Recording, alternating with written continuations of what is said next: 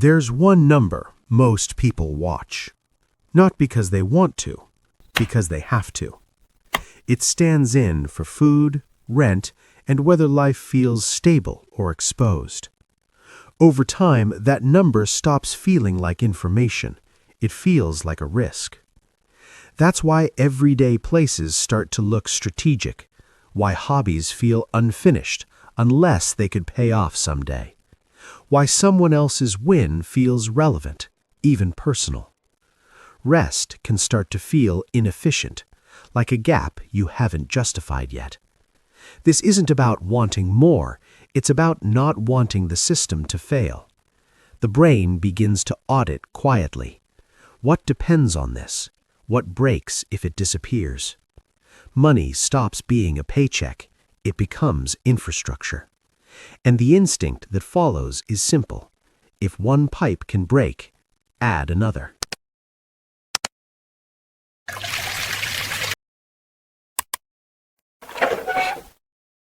We're taught to build around one thing, one job, one career, one lane.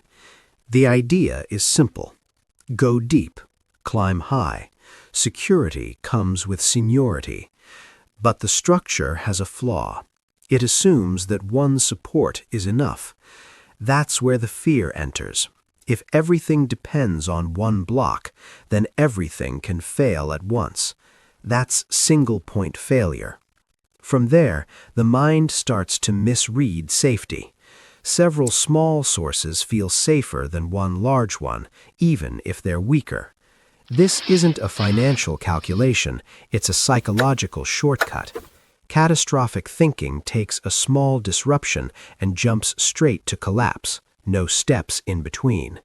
So, a quiet week at work feels loaded, not slow, threatening. One income becomes one pipe, one valve the mind keeps watching. Multiple streams don't promise abundance, they promise containment. If one pipe fails, the system doesn't. This urge gets framed as ambition, but it's really about threat. When the future feels unstable, the mind imagines failure spreading. One break becomes total collapse. That's why learning feels urgent, why free time feels misused, why attention scatters instead of deepening. People turn into examples, hobbies turn into tests. Can this support me, or will it fail under pressure? Ideas pile up, half-built paths, unused skills. Not clutter you can delete, clutter you remember. Rest feels inefficient, spending feels loaded. The math is never just money, it's time converted into risk. What's strange is that safety stops increasing after a point, but the behavior keeps going.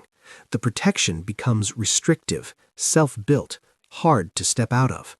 So advice to slow down doesn't feel calming. It feels like being asked to silence an alarm you didn't choose to install. Focus gets framed as discipline, but for many people it feels risky, almost careless. There's a trade-off no one talks about. You can get tired from going deep, or tired from constantly switching. Neither feels good. Once risk is on the mind, everything changes shape. The environment stops feeling neutral. You start noticing stress points. Eventually, the concern moves inward. Not how many sources do I have, but how much pressure can I handle? If you assume that capacity is fixed, the response is obvious. Add more inputs, spread the risk. But if capacity can grow, the strategy changes. Then repeated expansion outward starts to look less like ambition and more like a warning light. Not an error, a signal.